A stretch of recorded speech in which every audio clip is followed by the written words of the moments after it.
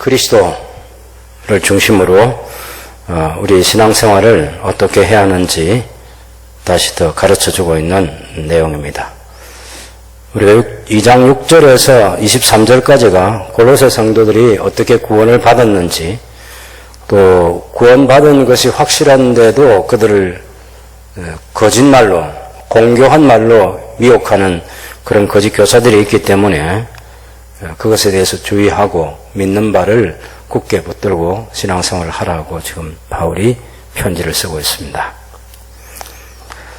2장 11절부터 우리가 15절 말씀까지는 그리스도 예수 안에서 골로새 교회 성도들이 받은 구원이 무엇인가에 대한 얘기를 하는 거죠. 어마어마한 얘기를 하고 있습니다. 그리스도 안에서 골로새 교인들이 받은 구원에 대해서. 그러고 나서 이제 세 번째 경고, 거짓 교사들에 대한 세 번째 경고가 2장 16절부터 19절 말씀까지 있습니다. 아침에 첫 번째 경고는 2장 4절과 5절이라 그랬습니다. 아무도 교묘한 말로 너희를 속이지 못하게 하라는 것이고. 그 다음에 두 번째 거짓 교사들의 경고는 2장 8절에서 10절까지 있는 말씀인데, 누가 헛된 철학과 속임수로 너희를 사로잡음과, 그러니까 전쟁 싸워가지고 노획물로 삼는 걸 말하죠. 포로 잡아갈 때 전리품을 가져가는 것처럼 그렇게 잡힐까 주의하라고. 이것은 사람의 전통과 육신의 초등학문, 초보 원리들을 가지고 골로새 교회 성도들을 미혹하는 그런 거짓 교사들입니다. 그것을 분별할 수 있는 것은 잘 들어보면 그리스도와 가까워지도록 하지 않는 거죠. 그리스도께로 인도하지 않고 다른 곳으로 인도하는 거죠. 그리스도보다 다른 게 더 중요한 것처럼 보이게 만드는, 그리스도와 헤어지게 만드는 것입니다. 왜 우리가 그렇게 하면 안 되느냐면 2장 9절에, 왜냐하면 그리스도 안에는 신성의 모든 충만이 육체로 거하신다. 완전히 그리스도 안에 다 있다는 얘기예요. 그래서 그리스도 안에 꽉 차 있는 이 하나님의 은혜입니다. 신성의 모든 충만, 하나님 되심의 모든 충만이 그리스도 안에 있어요. 그래서 예수님께서 나를 본 자는 아버지를 보았다. 그런데 왜 아버지를 보여달라 하느냐 이렇게 얘기했죠. 요한복음 1장에서는 아무도 하나님을 본 사람이 없는데 아버지의 품속에 계셨던 독생하신 하나님, 유일하신 아드님 예수님께서 그 하나님을 나타내 보여주셨다. 이렇게. 물론 예수님은 우리를 구원하시기 위해서 오셨지만 또 다른 면을 생각해 보면 하나님을 보여주시기 위해서, 하나님을 알려주시기 위해서, 성부 하나님 알려주시기 위해서 오신 분이시다. 이런 말씀을 성경에서 배울 수 있습니다. 너희도 그 안에서, 그리스도 안에 신성의 충만만 있는 것이 아니라 10절에 보면 너희도 그 안에서 충만하여졌으니 모든 통치자와 권세의 머리가 되시는 그리스도라. 이렇게 말하고 있습니다. 우리가 그리스도 안에서 부족함이 없어야 되는 거죠. 바울은 2장 27절에서 말할 때 이 비밀은 너희 안에 계신 그리스도니 곧 영광의 소망이다. 이렇게 말씀했고, 또 2장 3절에서는 그리스도 안에는 지혜와 지식의 모든 보화가 감추어져 있다. 그래서 이제는 드러났다고 그렇게 말하는 거죠. 보화. 우리가 이 보화를 캐는데 열심을 해야 되는 거죠. 성경을 읽고 성경을 공부한다. 우리의 소망이신, 영광의 소망이신 그리스도를 더 알기 위해서 노력하는 거죠. 그만한 가치가 있다고 얘기하는 것입니다. 오늘 아침에 우리가 읽었던 욥기 28장을 보면 일반적으로 세상에 있는 사람들이 금, 은, 동, 철 이런 보화들을 캐내기 위해서 얼마나 노력하는 것을 열심히 보여주고 있습니다. 그런 데는 열심이지만 결국 하나님께서 우리에게 주시는 완전한 보화이신 지혜는 얻을 수 없는 거죠. 지혜는 하나님을 경외함에서 오기 때문에. 여러분 욥기 28장 한번 보십시다. 아침에 말씀 보신 분들 계시겠지만 욥기 28장.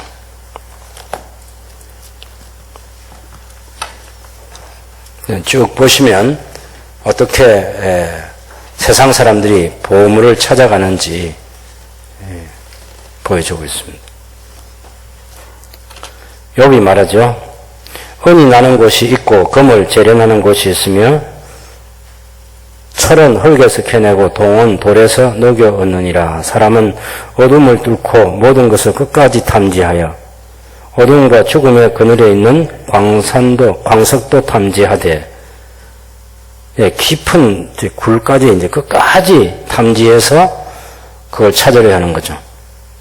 그는 사람이 사는 곳에서 멀리 떠나 갱도를 깊이 뚫고 발길이 닿지 않는 곳, 사람이 없는 곳에 매달려 흔들리느니라. 음식은 땅으로부터 나오나 그 밑은 불처럼 변화했도다. 그 돌에는 천국이 있고 사금도 있으며 그 길은 솔개도 알지 못하고 매의 눈도 보지 못하며 용맹스러운 짐승도 밟지 못하였고 사나운 사자도 그리로 지나가지 못하였느니라. 사람이 굳은 바위 위에 손을 대고 산을 뿌리까지 뒤엎으며, 우리 광산들 보면 그렇죠? 반석에서 수로를 타서 각종 보물을 눈으로 발견하고 누수를 막아 스며 나가지 않게 하고 감추어져 있던 것을 밝은 대로 끌어내고, 이게 다 이제 금은 보화를 찾는 그 광산에서 그런 노력들입니다. 근데 그러나 지혜는 어디서 얻으며 명철이 있는 곳은 어딘고? 그런 보물 찾듯이 세상에 있는 그런 보화를 찾듯이 찾아서는 찾을 수 없는 거죠. 15절에 보면 순금으로도 바꿀 수 없고 은을 달아도 그 값을 당하지 못하리니, 지혜를 말하는 거죠. 오비려 금이나 귀한 청옥수나 남보석으로도 그 값을 당하지 못하겠고, 황금이나 수장이라도 비교할 수 없고 정금 장식품으로도 바꿀 수 없으며 진주와 배국으로도 비길 수 없나니 지혜의 값은 산호보다 귀하구나. 구스, 애굽이죠. 애굽의 황옥으로도 비교할 수 없고 순금으로도 그 값을 헤아리지 못하리라. 그런즉 지혜는 어디서 오며 명철이 머무는 곳은 어디인고? 모든 생물의 눈에 숨겨졌고 공중의 새도 가려졌으며 멸망과 사망도 이르기를 우리가 귀로 그 소문은 들었다. 그런데 경험하지 못한 거죠. 근데 그 지혜를 23절에 하나님이 그 길을 아시며 있는 곳을 아시나니 이런 그가 땅끝까지 감찰하시며 온 천하를 살피시며 바람의 무게를 정하시며 물의 분량을 정하시며 비 내리는 법칙을 정하시고 비구름의 길과 우리의 법칙을 만드셨습니다. 그때에 하나님께서 보시고 선포하시며 굳게 채우시며 탐구하셨고 또 사람에게 말씀하셨도다. 보라, 주를 경외함이 지혜요 악을 떠남이 명철이니라. 야, 욥이 정말 대단하죠. 22절에 있는 28절 이 한마디 얘기하기 위해서 앞에 27절을 할애하는 거죠. 사람이 광산에서 금, 은, 동을 캐기 위해서 끝까지 노력해가는 그런 과정. 금맥이 보이는 거, 광맥이 그래서 끝까지 노력하는 거죠. 근데 찾을 수 없을 때도 있는 거죠. 제가 아는 집사님 중에 한 분은 이 광산에서 일하는 분과 함께 동업하기 위해서 일을 하는데, 참 노력해도 잘 안 되는 사업이 있잖아요. 그래서 어렵고 힘들 때인데, 그 누님이 이제 그 집사님을 좀 도와주고 그러다가 너무 애가 타니까 저 분당에 가면 용한 그 할머니, 예언기도 하는 할머니 찾아서 이제 가서 예언기도를 받았는데, 그 예언기도 하시는 분이 동생한테 금맥이 곧 보인다고 그래서 지원을 더 해주라 해가지고 지원을 더 해줬는데 못 찾았습니다. 그래서 저한테 물어봐요. 목사님 기도의 세계를 어떻게 생각하느냐고. 그래서 너무 그런 데 의존하지 말라고.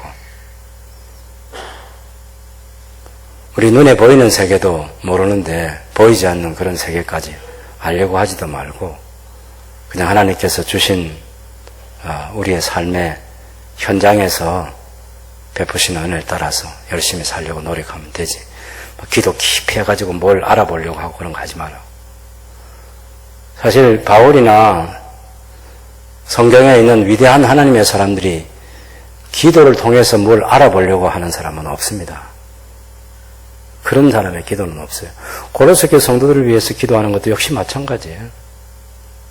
에베소 교회 성도를 위해서 기도하는 것도 그렇고, 그런 우리의 사업과 관련돼서 무슨 산에 무슨 광맥이 보인다든지 그런 걸 하나님이 계시로 가르쳐 주시고 하는 그런 성령님이, 제가 한 얘기는 성령님이 그런 일을 하기 위해서 오시는 분이 아니라고 이렇게 얘기를 해줬어요. 성령님은 성경에 있는 이 진리를 드러내 보여주시고 가르쳐 주시고 우리가 그리스도와 가까워지고 그리스도를 신뢰하고 살아가는 그런 일들을 위해서 성령께서 일하시지, 무슨 사업하는 현장에 무슨 그런 것까지 보여주고 장사길이 보이고 막 그런 거, 그러면 이 세상이 너무 복잡하고 어려워지기 때문에 하나님은 그런 거 우리에게 안 하신다고. 그렇지만 그 보물을 찾고자 하는 열심은 욥기에서 얘기하고 있는 이 그대로 열심히 노력하는 거죠.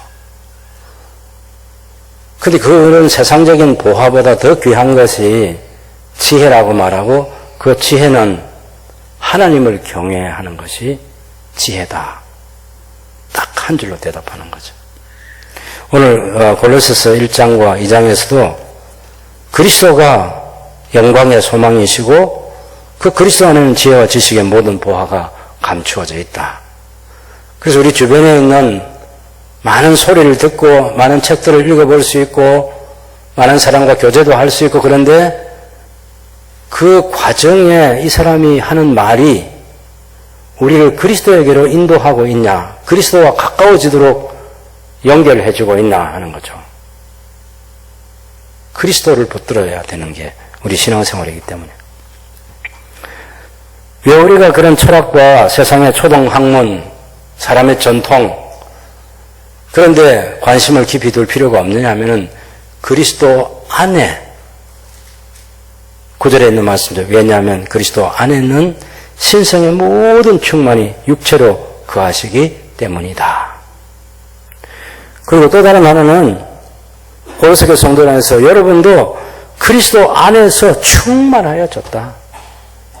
그리스도 안에는 하나님의 충만이 거하시고, 또 우리 교회는 그리스도께서 우리를 충만케 하시는 거죠. 그리스도는 모든 통치자와 권세의 머리가 되신다. 그리고 우리가 더 진행하기 전에 내려야 될 결론이 뭔가 하면, 그리스도만으로 완전하고 충족하고 더 필요한 것은 없다. 이렇게 결론을 내야 돼요. 신앙생활 하면서도 내가 예수님 믿고 신앙생활 하는데 교회가 자랑하고 보여줄 수 있는 것은 그리스도가 전부입니다. 내 신앙생활 하는데 그리스도 말고 다른 소망을 갖게 하는 뭔가가 있다. 그러면 그건 잘못된 거예요.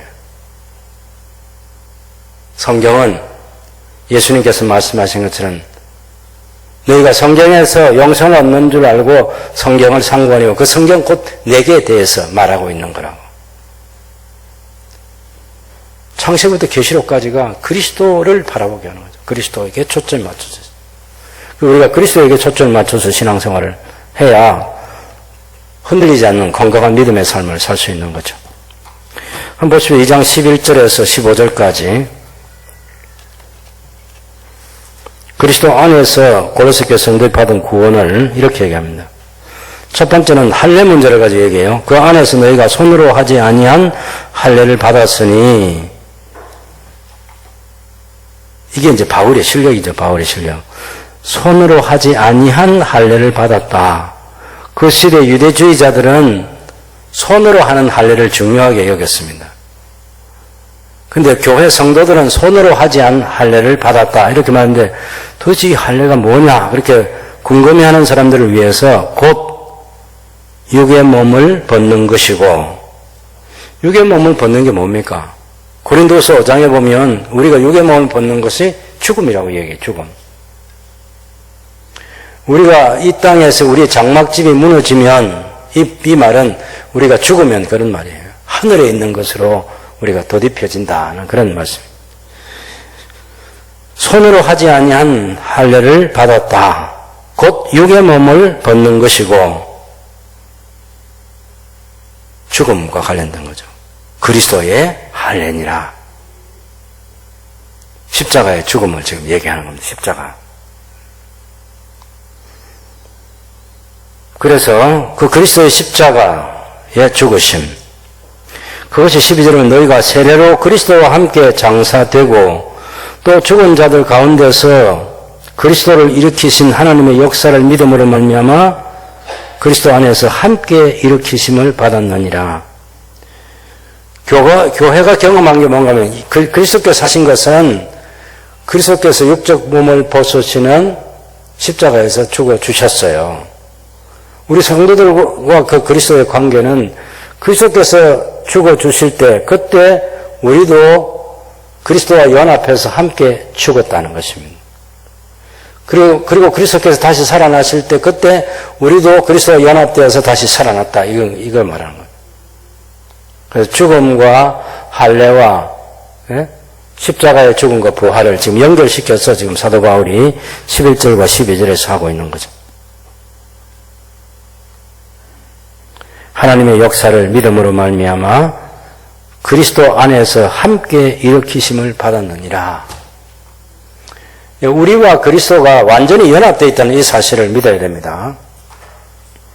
그리스도와 함께 죽고 그리스도와 함께 다시 살아났다. 그 십자가 사건을 우리와 분리시켜 놓으면 안 되고 그리스도께서 돌아가실 때 그때 우리가 함께 죽고 그리스도께서 살아났을 때 그때 우리도 함께 살아났다. 이 진리를 바울이 얘기하는 거죠. 바울이니까 할 수 있는 바울이 이 말을. 이제 바울의 실력을 이제 저희 같은 사람들은 깊이 이제 들여다보기 위해서 이제 묵상도 해보고 생각도 해보는 거죠.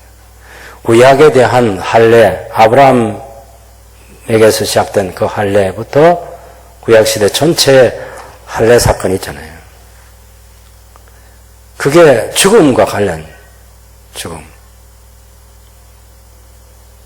그래서 난지 8일 만에 그 아들의 그 생식의 표피를 자른 그것이 거기서 흘리는 그 피가 바로 죽음과 관련된.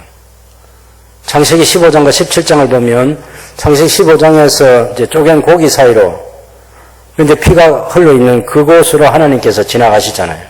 그 하나님의 언약 행위를 보여주는 거죠. 그 다음에 사람의 언약 행위를 언약 당사자가 사람의 언약 행위를 또 피를 보여야 되는데 그때는 이제 하나님께서 창세기 17장에서 아브라함에게 그 표피를 잘라서 그래서 피를 흘리도록 그걸 요구하는 거죠. 언약 당사자의 죽음.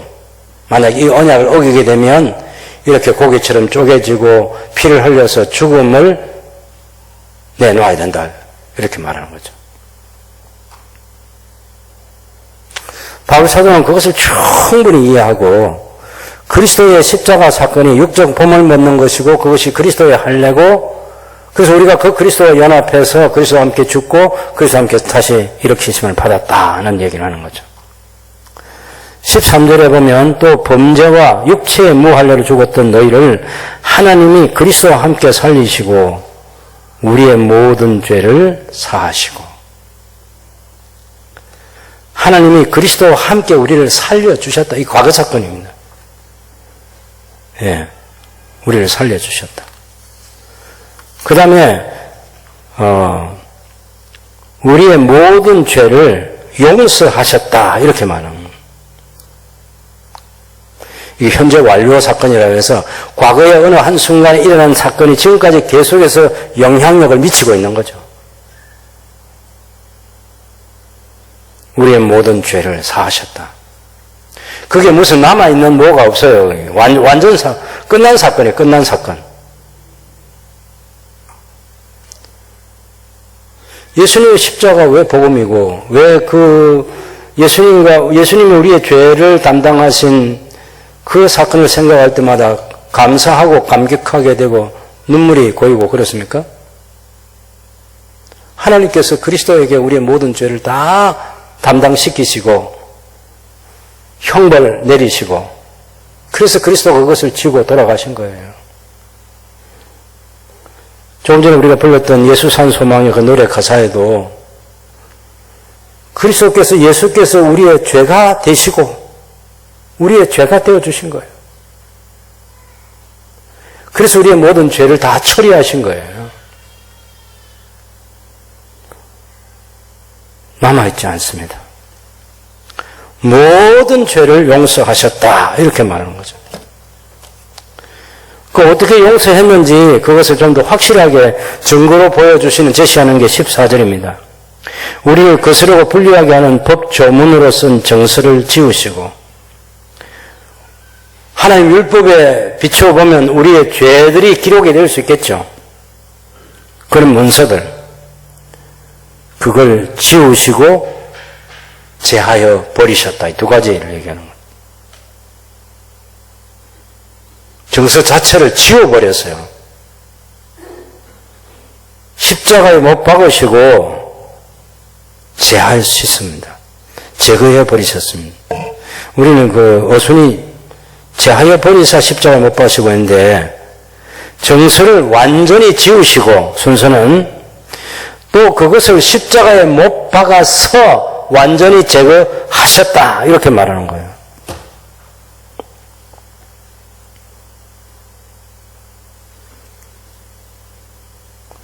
세례문답할 때 보면 오늘 밤 이 세상을 떠나게 되면 천국 갈 확신이 있습니까? 물어보면 열의 9명은 자신이 없어 합니다. 왜 그렇죠? 우리 늘 기도할 때 지난 삶 돌이켜보면 잘못하고 허물이 있고 죄가 있고 그런 것들 생각하면서 하나님 용서를 구하잖아요. 현실적으로 내 죄의 문제가 해결이 안 된 것으로 그렇게 보이는 거죠. 그래서 천국 갈 자신이 없다 이렇게 했는데 그 현실보다 더 중요한 현실이 뭐냐면 우리를 불리하게 만드는 죄의 기록들을 그리스도께서 그 의문에 쓴 정서를 첫 번째는 지우시고 그걸 또 십자가에 못 박아 버리셔서 그리고 제거해 버리신 거예요. 완전한 속죄가 이루어졌다 이렇게 얘기하는 것입니다. 죄 문제가 우리의 느낌으로 해결되는 게 아닙니다. 이게 우리의 추측으로 우리 생각으로 죄 문제가 해결되고 안 되고 하는 게 아니라니까. 성경이 모든 죄를 하나님께서 용서하셨다라고 이렇게 얘기하는 거예요. 이 과거 사건이에요. 과거에 그렇게 된 일이 지금까지 계속해서 영향을 미치고 있고 앞으로도 영향을 계속 미칠 거예요. 예수님의 십자가 사건 말고 다른 것으로는 우리의 죄 문제를 해결할 어떤 것도 존재하지 않습니다. 이미 하나님께서 그것을 지우셨어요. 그리고 십자가에 못 박아 버리셨어요. 그렇게 해서 완전히 제거하셨다고. 이게 기독교의 복음입니다. 바울이 이 사실 생각할 때 내가 복음의 일꾼이 됐다. 교회의 일꾼이 됐다. 바울이 기쁨으로 그 1장 24절에서 나는 이제 너희를 위하여 받는 괴로움을 기뻐하고 하는 거예요. 복음을 전하면서 얼마나 많은 어려움들을 당했는데 그래도 기뻐하는 이유가 뭐겠습니까? 그리스도의 영광스러우심 때문에 그리스도께서 바울과 우리 성도들이 베푸신 그 은혜 때문에 그래서 기쁨으로 복음을 전하는 거예요. 기쁨으로. 이렇게 힘들면 어떻게 전하겠습니까? 이건 계속해서 그리스도께서 우리의 죄를 처리하신 것들을 생각하면 생각할수록 우리 속에 새로운 생명 에너지가 넘쳐나는 거죠. 그것이 말로 다 설명할 수 없는 십자가의 은혜입니다. 설명 못합니다. 네, 솔직히 설명 못합니다. 설명 다 못합니다.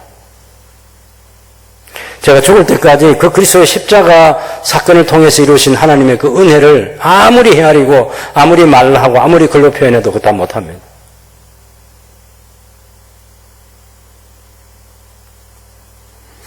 우리를 거스르고 불리하게 하는 법조문으로 쓴 정서를 지우시고 그것을 십자가에 못 박아 제거하여 버리시고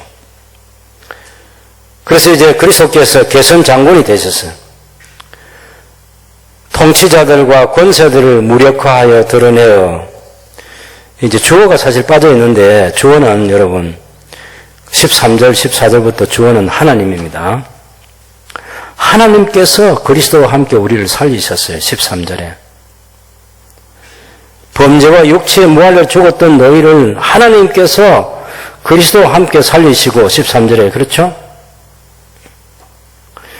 14절에 하나님께서 또한 정서를 지우시고 그것을 십자가에 못 박아 우리 가운데서 제거하여 버리셨습니다. 15절에 그 주어가 감춰져 있지만 하나님께서 그리스도로 말미암아 통치자들과 권세들, 이 영적 존재들이죠. 그런 것들을 무장해제시켰었어요. 그들을 개선 행진 중에 포로 끌고 가는 것처럼 그렇게 사로잡아 왔어요, 하나님께서. 무력화해서 드러내어 구경거리가 되게 하는 거예요. 로마 그 제국에서 전쟁에 나갔던 개선 장군들이 승리의 개선 행진을 할 때 저쪽에 그 왕이나 또 장군이나 이런 포로들 잡아가지고 끌고 오잖아요. 자기들은 완전히 승리의 그런 마차로 꾸며진 화려한 그런 개선 장군으로서의 모습을 드러내는 거죠. 그리고 전쟁의 승리를 마지막 신전에 가서 이제 갖다 바치는 그런 그림들을 바울이 상상하면서 이 통치자들과 권세들, 하늘에 있는 이 영적 존재들을 하나님께서 무력화시키셨다. 더 이상 힘쓰지 못하도록 만들어버리신 거죠. 그리고 그리스도께서 승리의 개선 장군이 되셔가지고 그것들을 이제 포로로 좀 끌고 오고 있는 지금 세상의 구경거리가 되게 하시는 거예요. 십자가로 그들을 이기셨느니라. 십자가로 그들을 이기셨느니라. 그리스도께서 승리하셨다. 외치는 거예요. 예수님이 다 이루어졌다는 그 말씀은 다 이겼노라 하는 말과 똑같은 말이에요. 다 이기셨어요. 사망 권세까지 이기신 거죠. 누구든지 그리스도를 대적할 자가 없었습니다. 십자가로 그들을 이기셨느니라. 그리고 이제 바울이 이제 거짓 교사들에 대해서 다시 경고하는 세 번째, 고로새서 2장에서 세 번째 경고. 첫 번째는 2장 4절과 5절, 두 번째는 2장 8절에 10절, 그 다음에 16절에 19절 세 번째 경고를 지금 하고 있습니다. 거짓 교사들에 대해서. 그러므로 먹고 마시는 것과 절기나 초하루나 안식일을 이유로 누구든지 너희를 비판하지 못하게 하라. 유대주의자들 있는 거죠. 먹고 마시는 거, 먹어야 된다, 먹지 말아야 된다, 마실 수 있다, 없다, 절기, 초하루, 안식일. 우리 교회는 이런 거 안 지키잖아요. 그래서 우리 보고 정통 교회가 아니다 그렇게 비판하면 안 되는 거죠. 교회는 이런 것에 아무 속박받지 않습니다. 이미 그리스도 안에서 모든 게 다 이루어졌어요. 성취가 된 건. 이것들은 뭐라고 그랬습니까? 17절에 장래일의 그림자나 몸은 그리스도의 것이니 그 몸이라고 하는 것보다는 실체가 낫습니다. 이 표현 아시겠죠? 그림자 실체. 예? 그림자 실체. 그림자 몸 하면 이게 어울리지 않아요. 이것들은 장래일의 그림자인데 실체는 그리스도에게 속해 있어요. 그리스도에게. 제가 다시 번역을 읽어드릴게요. 이것들은 장래 올 것들의 그림자이지만 실체는 그리스도에게 속해 있느니라. 그 다음에 18절 말씀 보면 아무도 꾸며낸 겸손과 천사 숭배를 이유로 너희를 정죄하지 못하게 하라. 그가 그 본 것에 의지하여 그 육신의 생각을 따라 헛되이 과장하고 머리를 붙들지 아니하는지라. 온몸이 머리로 말미암아 마디와 힘줄로 공급함을 받고 연합하여 하나님이 자라게 하심으로 자라느니라. 이렇게 말했는데 그 18절에 조금 보완해서 이해할 수 있도록 번역을 해보면 이렇습니다. 아무도 거기 지금 그가 그 본 것에 의지한다는 게 하늘에 들어가서 뭘 본 거예요. 아무도 하늘에 들어가서 자기가 본 천사들의 겸손과 예배를 기뻐하면서 너희를 정죄하지 못하게 하여라. 저는 자기 육체의 생각으로 이유 없이 우쭐거리고 그래서 머리를 붙들지 아니하는지라. 이렇게 말하고 있는 거죠. 하늘에 들어가서 자기가 본 거였어요. 천사들의 예배를 봤어요. 근데 그 거짓 것을 봤다.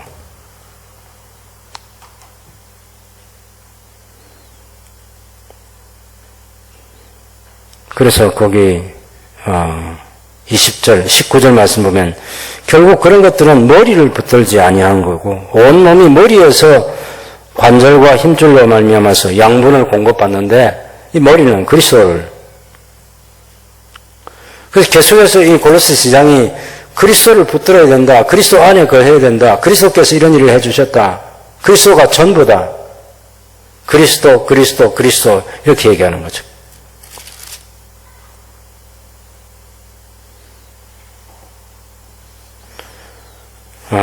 제가 이 성경 읽으면서 놀라는 장면이 내용이 뭐냐면 보통 우리가 일반 우리 책에 있는 그 글들을 읽을 때 있잖아요.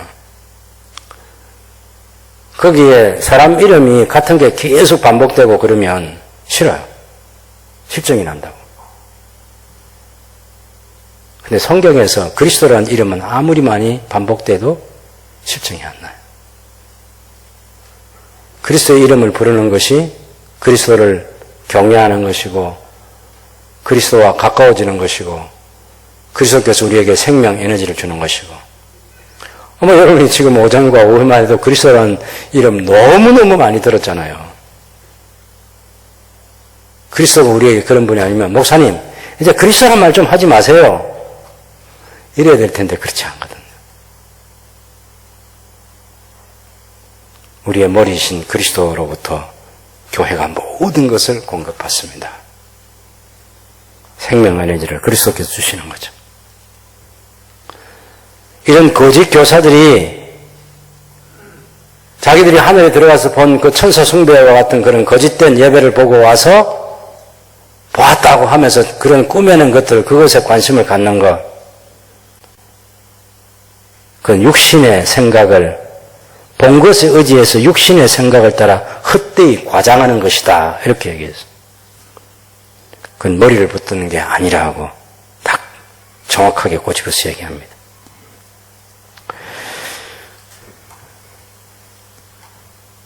하나님께서 우리가 그리스도와 결합을 해서 교회가 자랄 수 있도록 그렇게 하신 거죠.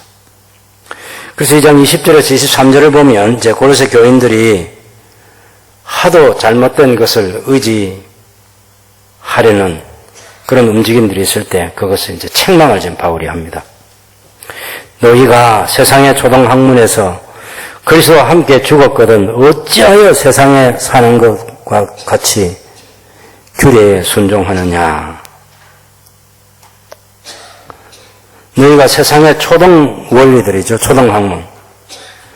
그런 것들에서 그리스도와 함께 죽었다는 겁니다.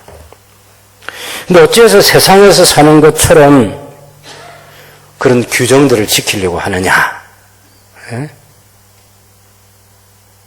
그리스도가 전부인데 곧 붙잡지도 말고 맛보지도 말고 만지지도 말라 하는 것이니 세 가지를 얘기하죠. 만지지 말라, 맛보지 말라, 손대지 말라. 이 모든 것은 22절에 보면 한때 쓰이고는 없어지리라. 사람의 명령과 가르침을 따르는 것이다. 쓰는 대로 다 없어질 것들이죠. 사람의 계명과 교훈을 따라서 행하는 것을 지금 고로새 교회 성도들이 그렇게 삶의 방향을 정할 때 바울이 책망하고 있는 것입니다. 22절 봅시다. 이런 것들은 자의적 숭배와 그 자의적 숭배라는 것은 스스로 만든 예배라는 거죠. 하늘에 들어가서 뭘 봤다 하면서 이제 그리스도 중심의 예배가 아니라 다른 예배를 만드는 거죠. 스스로 만든 예배와 자의적 예배. 겸손과 몸을 괴롭게 한다는 지혜의 모양을 갖고 있지만은 실은 아무 가치가 없는 것입니다. 오직 육체를 따르는 것을 금하는 데는 조금도 유익이 없느니라. 이 말은 육체의 만족을 위한 것이지 하나님께서 우리에게 주시는 신령한 은혜의 만족함, 충족함, 기쁨 그런 거 다오는 거리가 먼 것이라 이렇게 얘기하는 거죠. 아무리 강조해도 지나치지 않는 게 뭔가 하면 거짓 교사들이 하고 있는 모든 것들은 다 그리스도에게서 멀어지게 만드는 거예요.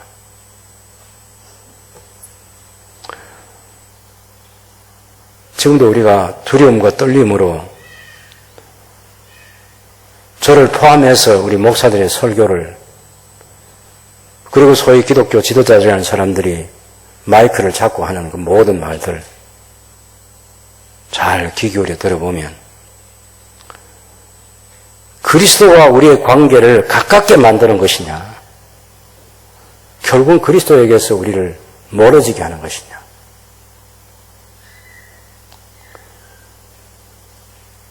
지금 그 복음주의 연합회와 관련된 그런 단체도 한국교회가 지금 계속 지금 논쟁을 벌이고 있습니다.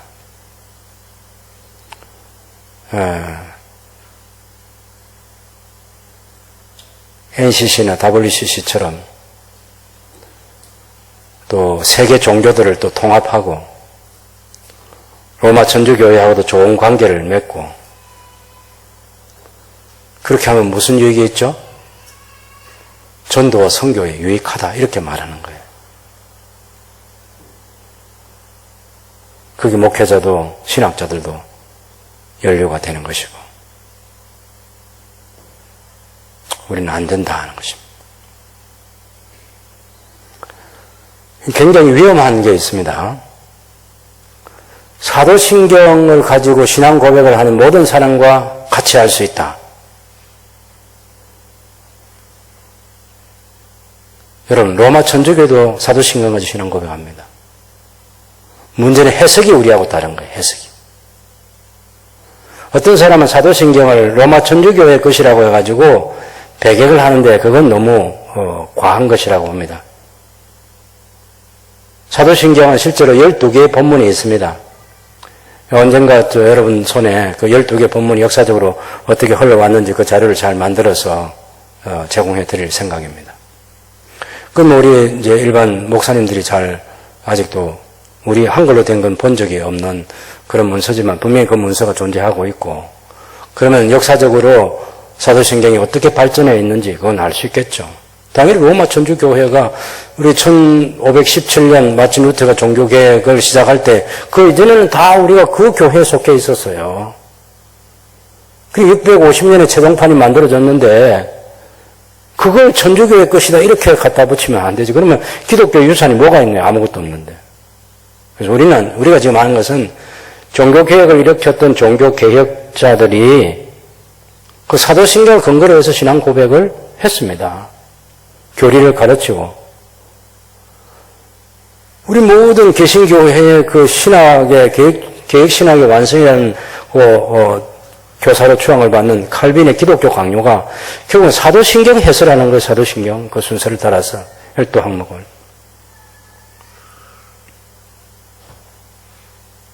그 자체를 부정하면 안 되는 것이고 그걸 고백한다고 해서 참 진리 안에 다 거하느냐? 그렇지 많습니다. 이단들도요, 그런 이단들 많습니다. 신앙 고백이라고 하는 것이 베드로가 신앙 고백하는 것처럼, 도마가 신앙 고백하는, 나도나엘이 신앙 고백하는 것처럼, 바울이 신앙 고백하는 것처럼 그리스도께 대한 완전한 지식과 신뢰를 가지고 그렇게 신앙 고백하는 사람과 그냥 문서로만 고백하고 그걸 연구 대상으로만 생각하고 문서 조각으로만 생각하는 그런 신앙 고백자들도 얼마든지 있는 거죠.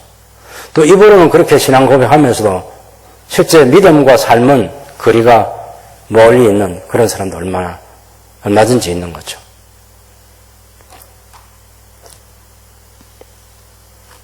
끝까지 우리가 지켜봐야 합니다. 이 시대에 분명히 제가 말씀드릴 수 있는 것은 거짓 교사들이 많이 있다. 생각보다는 성경을 충분히 풀어내는 설교를 하지 않는다는 것. 성경 한 권을 충분히 이해하고 그걸 담아내기 위해서 애쓰는 사람들이 많지 않다는 것. 또 한편 또 많다고 그렇게 말할 수도 있겠지만요.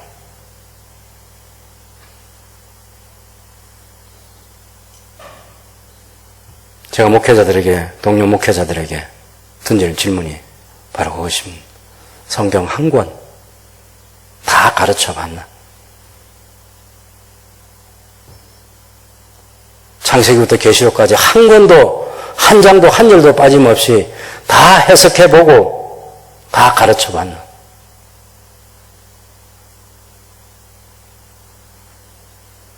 늘 부분적으로 학문으로만 생각하기 때문에. 그래서 진리에 이르지 못하고 그리스도를 붙들지 못하는. 성경은 반드시 제대로 읽기만 하면 그리스도를 만나게 해주는 책이 성경이잖아요. 그리스도를 높이고 그리스도 안에서 만족함을 누리고 완전하구나. 그리스도가 완전하구나. 더 필요가 없구나. 충분하고 충족하구나. 이 신앙 끝까지 가지시고 흔들리지 않은 믿음의 삶을 살아가는 복된 하나님의 사람들이 되시기를 바랍니다.